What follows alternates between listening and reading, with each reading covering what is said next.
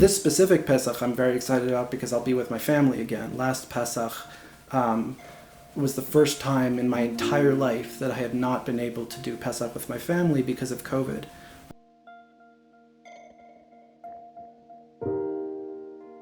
I think humans have a natural tendency to always crave more. Dissatisfaction seems to be a kind of perennial problem of human life. And people often think that dissatisfaction is a bad thing, but I don't actually think it's a bad thing. I think dissatisfaction is actually a neutral thing. And then depending on how that feeling is channeled, that can result in bad things or good things. So a positive side of dissatisfaction is the drive to be ambitious, to seek more things, to accomplish things with your life, to seek meaning, and to seek forms of life that are valuable to you. And that's a form of dissatisfaction as well that I think can be very healthy.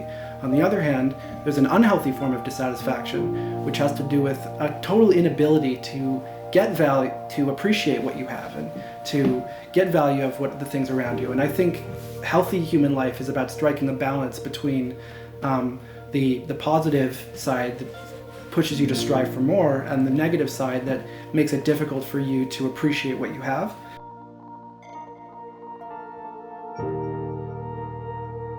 Dayenu, it would have been enough. I think it tells us and points us in the direction of gratitude, of appreciating what we have, and actually putting a stop to that constant craving.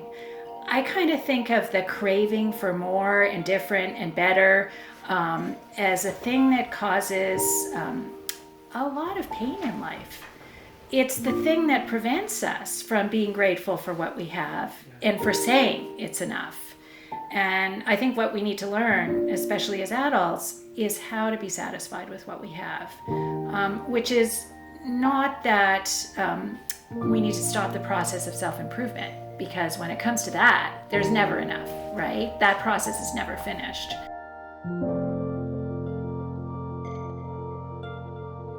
So for my generation, everyone's always on social media and stuff, so a lot of people compare like what they have to what other people, and what they see is like displayed by other people online. But I think depending on how you look at it, like you can be satisfied with enough if you're not comparing what you have to like 10 times what you have when like what you're seeing on someone else's page. If you're comparing what you have to what they have and like you're not satisfied with that, it's different because that's someone completely different, and maybe what they want is not the same as what you want. So if you just tell yourself that like you're satisfied with what you have and you don't need what someone else has, and like everything that you have is like right for you, I think depending on how you look at it, like you could be satisfied with whatever you have.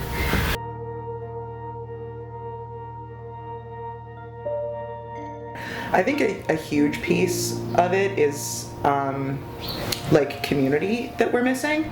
I think people can feel that like hole in the center of their lives, that no matter what else they accumulate, there's something missing unless you have like real mutual interdependence with like a group of people where your how your day goes is bound up in how someone else's day is going. Your survival is bound up in how someone else's survival.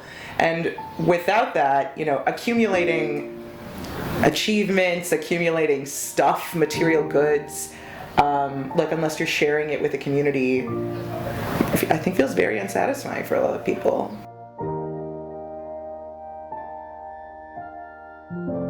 I think today, in 2022, we live in this incredibly materialistic society, here in North America especially, where it's always the next best thing. I give my teenagers my hand-me-down iPhone 2 years ago and they're very happy with it. Today they're no longer happy with it. They need to have the latest iPhone in order to be satiated. And it's not like it's this constant challenge of trying to balance the social pressures of the material world, which is bombarding all of us with messages that it's not enough, that we're not complete unless we have the next best whatever it is, versus the wisdom in the teaching of Dayenu that it's got to be enough. Because if we can't get to the place where it's enough, we actually find ourselves in a state of constant craving. And that's painful. That's not living life harmoniously or in balance. It's a sense of dis-ease, if you will. So I think there's a lot packed into that idea of Dayenu.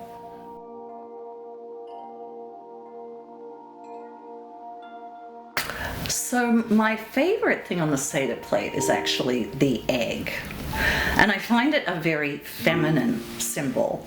And when you actually, if you were to draw the circumference of the egg, you would actually get the infinity sign, because that's the shape of the infinity sign. So I always felt, the egg is all about infinity, and that's sort of an easy place to go with that. But I also think about, I think about women, I think about women carry eggs.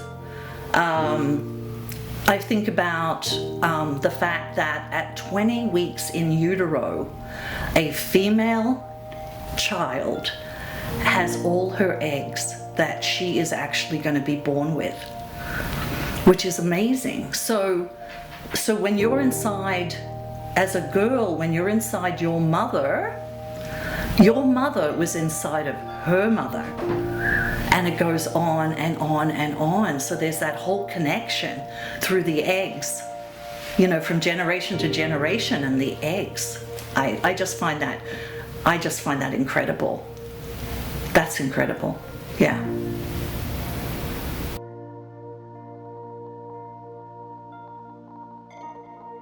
There's an anecdote I heard that in the Civil War, the Union soldiers ran out of food, and they didn't have anything for their Seder plate. The Jewish Union soldiers didn't have anything for their Seder plate, so they put brick on it instead of haroset to remind them of the mortar. And for many years I had a brick underneath my Seder plate. And I think about, the orange has become prominent. If we are going to give ourselves permission to personalize that plate, even one item, what would your item be on the Seder plate? And it could change year to year, but what would it be? Well, my family would laugh at this, but it would be my Sherlock Holmes mug. Why? Because Sherlock Holmes says something in one of the books that's really one of the things that I live by. And what he says is, he tells Watson that the mind is like an attic. And if you have junk in the attic, you can't put anything new in it unless you get rid of the old junk. And he compares that to thinking. And I think about our world and how much junk there is in people's attics, how much noise and irrelevant information and distraction and celebrity and all of that stuff. And all of that stuff is good fun. But the thing of it is that when it comes down to when you really have to think about something, and I think about this with young people who've been raised in a generation of a lot of screens. There are certain things that screens don't work really well for. One of them is intimacy, is looking at somebody's eyes and saying something difficult, or hearing something difficult but that's good for you, right?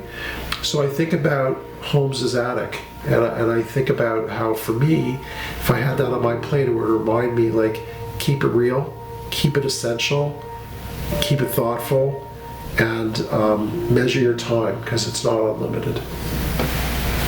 And I would put a sunflower this year because I just thought that was the most symbolic of the sun, and I'm thinking a lot lately about fossil fuels and clean energy, and I think one of our biggest Egypts and Mitzrayim's and callings for redemption has to do with climate and what world we are leaving, and what we are going to do with a world that is will be uninhabitable for more and more people.